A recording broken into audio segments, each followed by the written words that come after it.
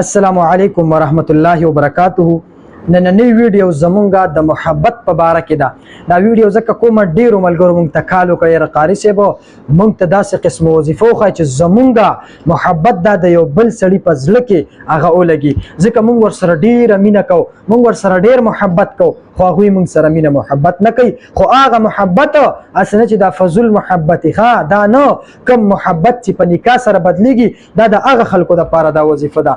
عامو دا فضول محبتونه دا ټیم پاسي د دې دپاره هغه خلکو ته اجازت نشته دی. ښه کومو خلکو ته به اجازه دي چې کم خلک دا محبت دا په نکاح سره بدلی، هغه خلکو ته به دا اجازت وي. نو ویډیو را سره پوره ګورئ، انشاءالله ډیره فایده به کېږي، ځکه بیا بعضې خلک وایي یاره قاري صاحب مونږ پرې پوه نه شو، بیا مونږ ته پرسنل کې میسیج وکړي کال وکړي یاره قاري صاحب مونږ پوه نه شو، مونږ پوه کوي.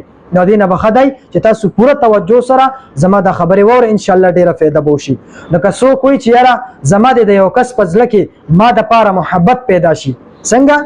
که څوک وایي چې ما سره د یو کس مینه محبت سیوا شي، زما محبت د هغه په زړه کې سیوا شي، زما دپاره مینه او محبت سیوا شي د هغه کس، نو دی دې څه کوي؟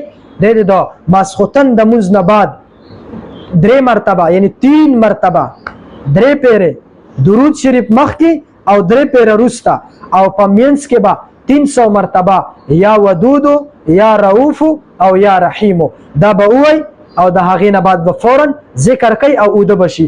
دا عمل به 11 مرتبه کوي یا 11 ورځې به کوي یا به 41 ورځې کوي، انشاءالله چې په دې کې دنه به الله جل شانه د دغه کس چې څه قسمه محبت او رښتینې مینه محبت وي، حقیقي مینه محبت وي، انشاءالله چې دا به ورته حاصلېږي.